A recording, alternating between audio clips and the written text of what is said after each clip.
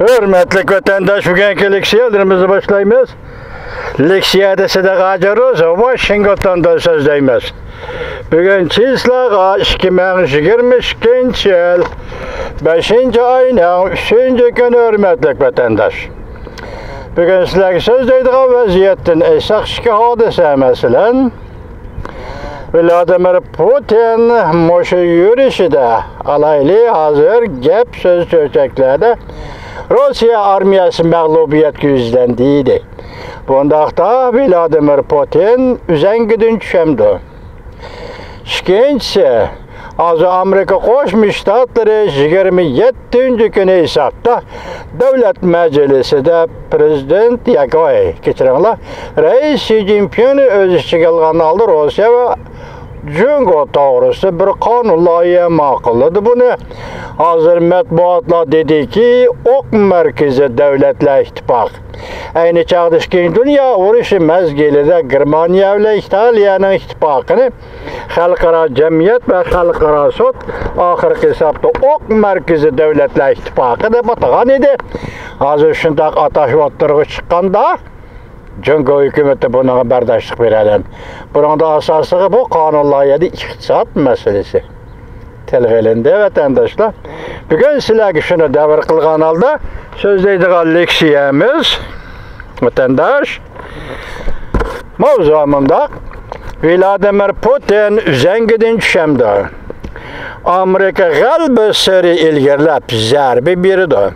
Mavzula haber 5. ayının 2. gün ve orbiti ilan kılındı haber mundaq başlandı. Rusya Ukrayna tecavüz kılıp kirgili 2 aydın açtı. Rusya Federasyası Taşqi İşler Ministeri Lavrov 5. ayının 1. günü mundaq görsetti. Aldırap tinep. 5. ayının 9. günü galbi günüdün burun Ukrayna vuruşunu ahırlaştırmayımız. O yani mundaq dedi.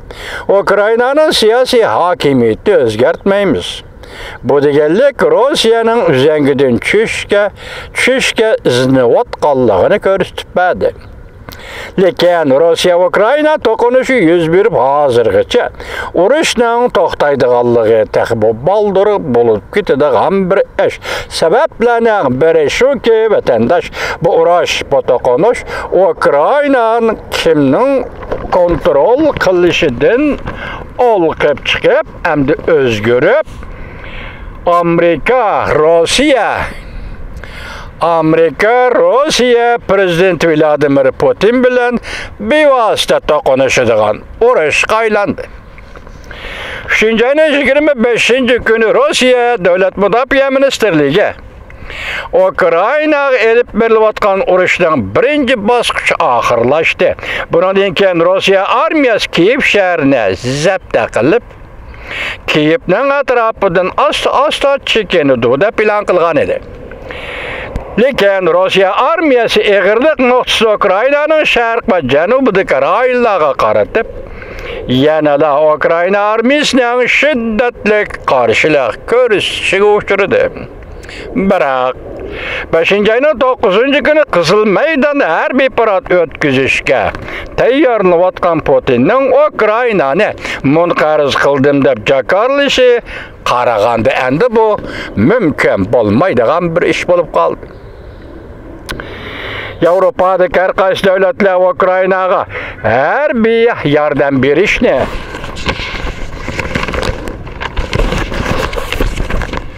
kuchaytirayotgan bir paytda Rusya 3. Dünya urushini boshlayman deb safsata tarqatdi.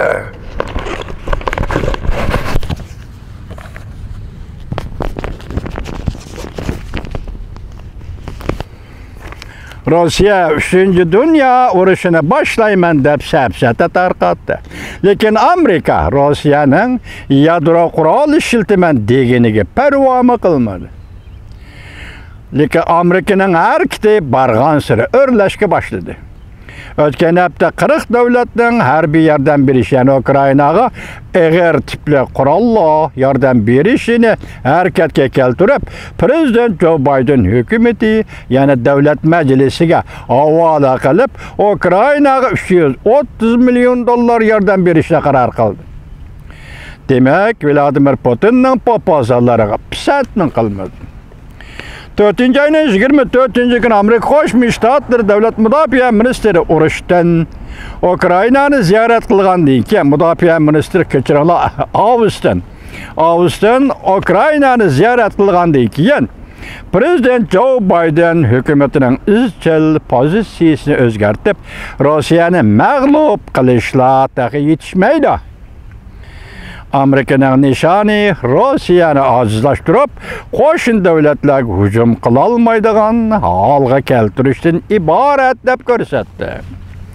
Bu demak shundan darak beradiki, Amerika har qaysi sabablar bo'yicha Rossiyaga qarshi uzun so'zilgan xoratosh urushi elib bordi. Biz nayti keng ko'lamli bir maydon urushga kirib qoldik deb ko'rsatdi. Fransiya davlat ishlar tadqiqotchisi, davlat mudofaa ishlari tadqiqotchisi Frans Koys. Biroq Frans Koysning ko'z qarashida biz Rossiyaning orqa sepiga kirmayli, orqa sepga hujum qilmayli degan ko'z qarash borki, men deymanki, Koys apandi bu ko'z qarashingiz xato. Kremlgacha yetib berish kerak Ukraina armiyasi. Biz shuni qo'llaymiz, shuni kutamiz. Ukraina armiyasi bu qatim Kreml sarayining bo'sog'isiga yetib berish kerak.